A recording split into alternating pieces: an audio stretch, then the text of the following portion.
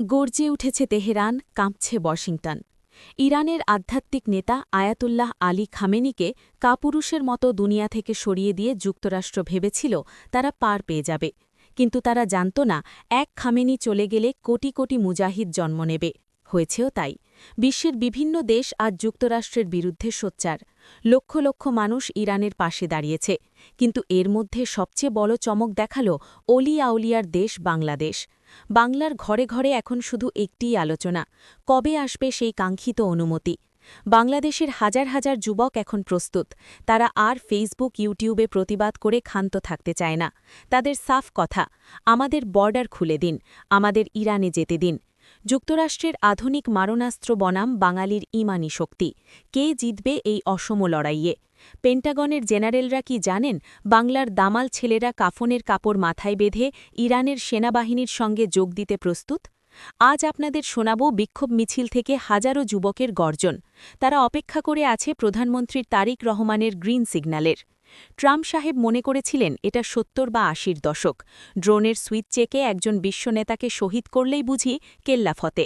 কিন্তু এই ট্রাম্প পাগলার শয়তানি চাল এবার তার নিজের গলার ফাঁস হতে চলেছে।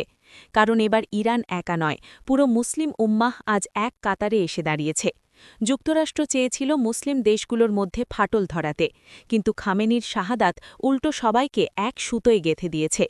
যদিও ট্রাম্পের এই পাগলামিতে অর্থনীতির কিছুটা ক্ষতি হচ্ছে, কিন্তু মুমিন মুসলমানের কাছে রুটি রুজির চেয়ে ঈমান আর সম্মান অনেক বড়। তার উপর পর্দার আড়ালে রাশিয়া আর চীন এমন এক মাস্টারমাইন্ড থিওরি সাজিয়েছে যে যুক্তরাষ্ট্রের বিলিয়ন ডলারের স্টেলথ ফাইটারগুলো এখন ইরানের মিসাইলের সামনে ধ্বংস হওয়ার অপেক্ষায় আছে। যুক্তরাষ্ট্রের আগ্রাসনে ইরানের সর্বোচ্চ নেতা আয়াতুল্লাহ আলী খামেনির মৃত্যুর পরপরই সাধারণ মানুষ ও বিশেষ করে যুবসমাজ অভূতপূর্ব বিক্ষোভ প্রদর্শন করেছে। ঢাকার বাইতুল মোকাররম মসজিদের উত্তর গেটে প্রতি জুমার নামাজের পর লাখো মানুষের সমাবেশ ঘটছে। ১ মার্চ এবং ৬ মার্চ এখানে সবচেয়ে বড় জমায়েত হয়েছে, যেখানে হাজার হাজার যুবক খামেনির মৃত্যুর বদলা নাও সহ বিভিন্ন স্লোগানে রাজপথ কাঁপিয়েছে। বাংলাদেশ জামায়াতে ইসলামীকে বিক্ষোভ সমাবেশে সবার আগে দেখা গেছে। ইনকিলাব মঞ্চের নেতৃত্বে শাহবাগ মোড়ে গায়েবানা জানাজা এবং পরবর্তীতে টিএসসি অভিমুখে মশাল মিছিল অনুষ্ঠিত হয়েছে। ঢাকা বিশ্ববিদ্যালয়ের সাধারণ শিক্ষার্থীরা রাজু ভাস্কর্যের পাদদেশে সংহতি সমাবেশ করেছে। এছাড়া জাতীয় প্রেসক্লাব ও পল্টনে বামপন্থী রাজনৈতিক সংগঠন এবং বিভিন্ন ইসলামী দল নিয়মিত বিক্ষোভ সমাবেশ ও মানববন্ধন করছে। শুধু ঢাকায় নয়, বন্দরনগরী চট্টগ্রামের আন্দরকিল্লা ও ওয়াসা মোড়েও বিক্ষোভ হয়েছে। আন্দরকিল্লা শাহী জামে মসজিদের সামনে থেকে বিশাল মিছিল বের হয়ে গুরুত্বপূর্ণ সড়ক প্রদক্ষিণ করে চট্টগ্রামের যুবকরা স্লোগান দিয়েছে যে তারা সাগর পাড়ি দিয়ে হলেও ইরানের পাশে দাঁড়াতে চায়। সিলেটের কেন্দ্রস্থল কোর্ট পয়েন্টে বড় ধরনের গণসমাবেশ হয়েছে। হজরত শাহজালালের এই পুণ্যভূমি থেকে যুবকরা মুসলিম উম্মার ঐক্যের ডাক দিয়েছে। এছাড়া রাজশাহীর সাহেববাজার 0 পয়েন্টে ছাত্র জনতার বিশাল বিক্ষোভ মিছিল হয়েছে। তারা পশ্চিমা সাম্রাজ্যবাদের প্রতীক হিসেবে যুক্তরাষ্ট্রের পুত্তলিকা দাহ করেছে। খুলনার বিভিন্ন মাদ্রাসা ও সাধারণ শিক্ষা প্রতিষ্ঠানের শিক্ষার্থীরাও সম্মিলিতভাবে বিক্ষোভ প্রদর্শন করেছে। এই বিক্ষোভ সমাবেশ থেকে যুবকরা বারবার হুঙ্কার ছেড়েছে, যুক্তরাষ্ট্র ও ইসরায়েলের শেষ দেখতে তারা প্রস্তুত। নিজের জীবন দিয়ে হলেও তারা ইরানের বিজয় দেখতে চায়। এই যুবকদের গর্জন হেলাফেলা করার জিনিস নয়। ইনকিলাব মঞ্চের মশাল মিছিল যখন ঢাকার রাজপথ প্রকম্পিত করে, তখন তার প্রতিধ্বনি পৌঁছে যায় সুদূর ওয়াশিংটনে। বাংলাদেশের যুবকরা এখন প্রচণ্ড ক্ষুব্ধ। তারা সরাসরি প্রধানমন্ত্রীর কাছে দাবি জানিয়েছে যেন তাদের ইরানে গিয়ে যুদ্ধে যোগ দেওয়ার অনুমতি দেওয়া হয়। তাদের সোজা কথা, খামেনির মৃত্যুর বদলা আমরা বাংলার মাটিতে নয়, যুদ্ধের ময়দানে নিতে চাই। সূত্রের খবর অনুযায়ী সরকারও কিন্তু জনগণের এই পাহাড়সম আবেগকে অবজ্ঞা করছে না।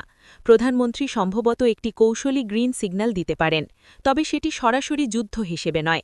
ওআইসির মাধ্যমে একটি বিশাল মুসলিম ডিফেন্স ফোর্স গঠনের প্রক্রিয়া চলছে, আর সেখানে শান্তি রক্ষার্থে এবং মার্কিন আগ্রাসন ঠেকাতে বাংলাদেশি সেনাবাহিনী ও ভলেন্টিয়ার ফোর্স পাঠানো হতে পারে। এটি হবে পশ্চিমা সাম্রাজ্যবাদীদের গালে এক বিশাল থাপ্পড়। ওয়াশিংটন এখন বুঝতে পারছে বাংলাদেশে শুধু 18 কোটি মানুষ ভীরু নয়, এখানে মুসলিম উম্মার পাহারাদাররাও বাস করে। এদেশের মানুষের পালস বুঝতে তারেক রহমানের জুড়ি নেই। তিনি পরিষ্কার দেখছেন যে বাংলার আকাশ বাতাস এখন বদলার স্লোগানে মুখর। তিনি জনগণের এই আবেগকে পূর্ণ সমর্থন দেন, কারণ তিনি জানেন মুসলিম উম্মার বিপদে চুপ থাকা মুনাফিকি। তবে একজন দায়িত্বশীল নেতার মতো তিনি জনগণের নিরাপত্তার দিকটিও মাথায় রাখছেন। তিনি চান এমন এক ইন্টারন্যাশনাল ব্যবস্থা যেখানে বাংলাদেশ বীরের বেশে ইরানে যাবে, কিন্তু কোনো পরাশক্তি যেন আমাদের দেশের ক্ষতি করতে না পারে। তার পরিকল্পনা হল ওআইসিকে এমনভাবে সক্রিয় করা যেন গোটা মুসলিম বিশ্ব একটা দেওয়ালে পরিণত হয়। তখন যুক্তরাষ্ট্র বা ইসরায়েল একটি মিসাইল ছোড়ার আগে 1000 বার ভাববে। জনগণের আবেগ আর নেতার দূরদর্শিতা, এই দুই মিলে বাংলাদেশ এখন বিশ্ব রাজনীতিতে এক নতুন ফ্যাক্টর। অনেকে হয়তো ভাবছেন বাঙালিরা গিয়ে ওই মরুভূমিতে কি করবে। তাদের বলি, ইতিহাস পড়ুন।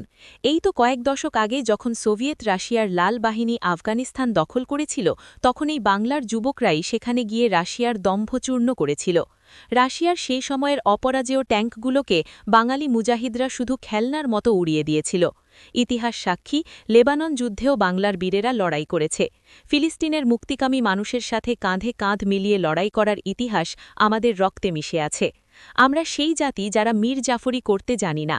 খামেনি হত্যার প্রতিবাদে যারা আজ রাজপথে নামছে, তাদের পূর্বপুরুষরাই একসময় ব্রিটিশ আর পাকিস্তান বাহিনীর সিংহাসন উল্টে দিয়েছিল। যুক্তরাষ্ট্রের এই তথাকথিত অত্যাধুনিক টেকনোলজি আমাদের ইমানের কাছে কিছুই না। যখন আল্লাহু আকবর ধ্বনি দিয়ে বাংলার বাঘেরা যুদ্ধের ময়দানে নামবে, তখন পেন্টাগনের রেডার সিস্টেম অন্ধ হয়ে যাবে। ইতিমধ্যেই ইরান যুক্তরাষ্ট্র ও ইসরায়েলকে নাকানি চুগনি খাওয়াচ্ছে। আজ ভোরে ইরান থেকে উত্তর ইসরায়েল লক্ষ্যে এক ঝাঁক ব্যালিস্টিক মিসাইল ছোড়া হয়েছে। হাইফা, তেল আভিভ সহ বেশ কিছু শহর তারা ধ্বংসস্তূপে পরিণত করেছে। ইরান দাবি করেছে তারা ইসরায়েলের অন্তত 200টি গুরুত্বপূর্ণ স্থাপনা এবং মারণাস্ত্র ঘাঁটি লক্ষ্য করে হামলা করেছে। এছাড়া পারস্য উপসাগরে মোতায়েন করা মার্কিন নৌঘাঁটি ও রণতরীতেও ইরান আঘাত হেনেছে। পারস্য উপসাগরে মোতায়েন করা মার্কিন রণতরী ইউএসএস এব্রাহাম লিঙ্কনে ইরান 4টি ব্যালিস্টিক মিসাইল দিয়ে হামলা করেছে। কুয়েতে অবস্থিত মার্কিন নৌঘাঁটি আবদুল্লা মুবারকে ইআরজিসির ড্রোন ও মিসাইল হামলায় ব্যাপক ক্ষয়ক্ষতির খবর পাওয়া গেছে। আর তার উপর কাতার, বাহরাইন ও সংযুক্ত আরব আমিরাতে অবস্থিত মার্কিন সামরিক ঘাঁটিগুলো লক্ষ্য করে ইরান নিয়মিত কামিকাজি ড্রোন ও স্বল্প পাল্লার মিসাইল নিক্ষেপ করছে। ইরানের রেভলিউশনারি গার্ডস জানিয়েছে তারা এই যুদ্ধে আগামী 6 মাস একটানা লড়ে যাওয়ার সক্ষমতা রাখে। এবার চিন্তা করুন, এমন অবস্থায় যদি বাংলাদেশি যুবকরা যুদ্ধে অংশ নেয় বা ওআইসির প্রশিক্ষিত সেনা ইরানের পক্ষে দাঁড়ায়, তাহলে যুক্তরাষ্ট্র ও ইসরায়েলের পরাজয় কেউ রুখতে পারবে না। সময় ঘনিয়ে এসেছে। যুক্তরাষ্ট্র আর ইসরায়েলের এই শয়তানি সাম্রাজ্য তাসের ঘরের মতো ভেঙে পড়ার দিন চলে এসেছে। খামেনির শাহাদাত কোনো শেষ নয়, বরং এটি একটি নতুন বিজয়ের শুরু। ইরানের মিসাইল যখন যুক্তরাষ্ট্রের মার্কিন সামরিক ঘাঁটিকে মাটির সাথে মিশিয়ে দেবে, তখন পুরো বিশ্ব বুঝবে মুসলমানরা এখনও মরেনি। ওয়াশিংটনের মনে রাখা উচিত, যুদ্ধ কেবল অস্ত্র দিয়ে হয় না, যুদ্ধ হয় কলিজা দিয়ে। পেন্টাগনের টেবিলে বসে যারা ড্রোন হামলার ম্যাপ আঁকেন, তারা হয়তো ভুলে গেছেন ভিয়েতনামের কথা, ভুলে গেছেন আফগানিস্তানের পরাজয়ের গ্লানি। ইতিহাস সাক্ষী, অত্যাধুনিক টেকনোলজি নিয়ে তেড়ে আসা শক্তিগুলো বারবার ইমানি চেতনার কাছে ধূলিসাৎ হয়েছে। আজ যখন বাংলার যুবকরা বলিষ্ঠ কণ্ঠে ইরানে যাওয়ার শপথ নিচ্ছে, তখন বুঝতে হবে এটি কেবল কোনো রাজনৈতিক প্রতিবাদ নয়, এটি একটি আত্মিক জাগরণ। বাংলাদেশি যুবকরা এখন শুধু গ্রিন সিগন্যালের অপেক্ষায় আছে। বীরের জাতি হিসেবে আমরা কখনো অন্যায় সহ্য করিনি, করবও না। ইনশাআল্লাহ খুব শীঘ্রই আমরা দেখব মক্কা থেকে তেহরান, ঢাকা থেকে ফিলিস্তিন সব এক হয়ে গেছে। যুক্তরাষ্ট্রের নাকানি চুবনি খাওয়ার দৃশ্য এখন সময়ের ব্যাপার মাত্র। আপনি কি মনে করেন, ওআইসির মাধ্যমে বাংলাদেশ থেকে ইরানে সেনা পাঠানো কি সময়ের দাবি, নাকি আমাদের যুবকদের সরাসরি যুদ্ধে যাওয়ার অনুমতি দেওয়া উচিত? আপনার মন্তব্য আমাদের জানান, আর ভিডিওটি শেয়ার করে মুসলিম উম্মার এই হুঙ্কার সবার কাছে পৌঁছে দিন। দেখা হবে বিজয়ের মঞ্চে, নতুন ভরের আলোয়। আল্লাহ হাফেজ।